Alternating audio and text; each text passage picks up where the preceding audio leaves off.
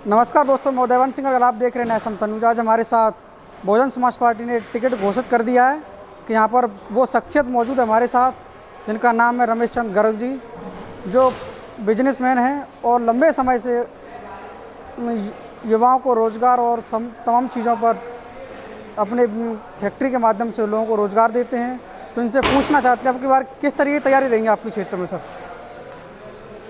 देखो, लोकसभा मुरैना सोपुर क्षेत्र का मेरे को बहुजन समाज पार्टी ने कैंडिडेट डिक्लेयर किया है और अभी चूँकि समय कम है, 8 विधानसभा हैं, 20 दिन का समय है, 2.5 दिन मेरे को केवल एक विधानसभा मिलेगी।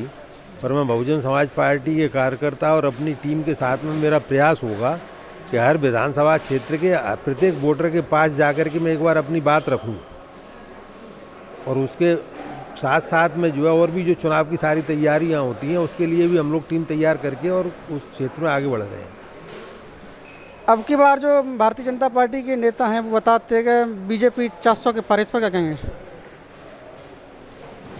देखो, 400 पार की बात कहना बहुत आसान बात होती है, पर जो हालात जो नज़र आते हैं, कहीं किसी भी क्षेत्र में सीट बढ़ने के आसार नज़र नहीं आते हैं। मध्य प्रदेश में 29 में से 28 पहले से ही भाजपा पे हैं, राजस्थान में 25 में से 25 भाजपा पे हैं, गुजरात में 26 में से 26 भाजपा पे हैं।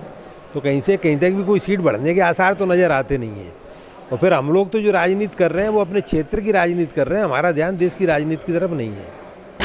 आपके टिकट क्लियर होने से भारतीय जनता पार्टी के प्रत्याशी शिवमंगल सिंह तोमर और कांग्रेस पार्टी के प्रत्याशी रहे नीतू सिंह सिकरवार जी, उनको डर तो एक बात का है कि भारतीय बहुजन समाज पार्टी जो प्रत्याशी वो मजबूत हैं हर तरीके से, इस पर क्या कहेंगे?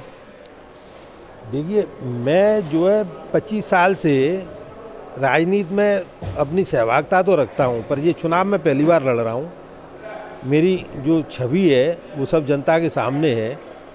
उद्योग वगैरह के सहारे से हमने किसानों को भी और यहाँ के रोजगार वाले आदमियों को भी कुछ ना कुछ रोजगार देने का प्रयास किया है।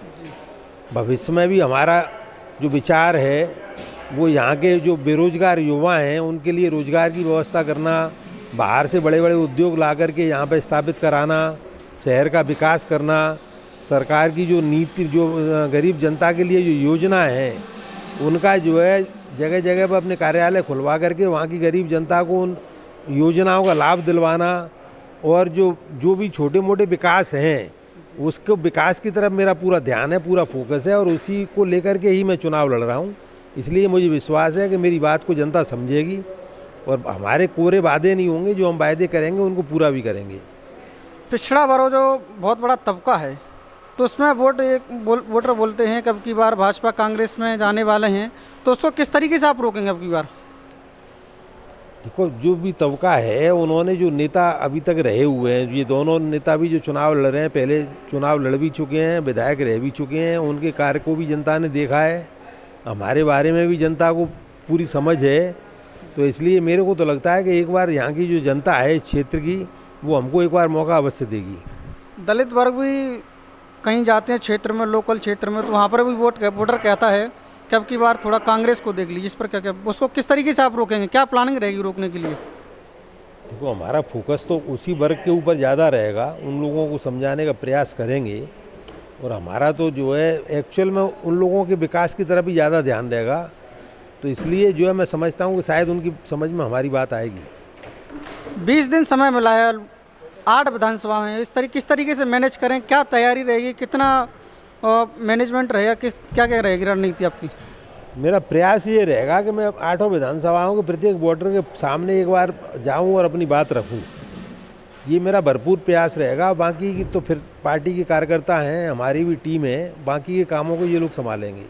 बहुत बहुत धन्यवाद। इन्होंने बताया कि इनके पास भी टीम है और पूरी दमखम के साथ अब की बार बहुजन समाज पार्टी से जो प्रत्याशी हैं पूरे क्षेत्र में इनकी पहचान के कोई मोहताज नहीं है, इनको बच्चा बच्चा पूरे ज़िले में जानता है।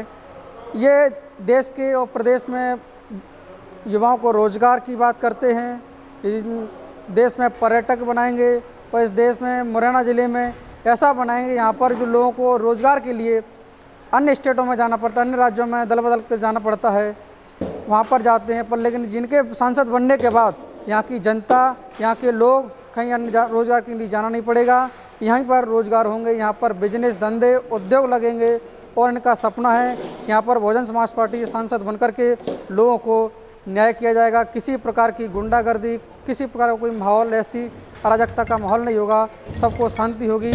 ऐसी खबरों को देखने के लिए हमारे साथ बने न्याय समता न्यूज़ को सब्सक्राइब करें, फेसबुक पेज पर देख लें, इसको फॉलो कर लेना। धन्यवाद।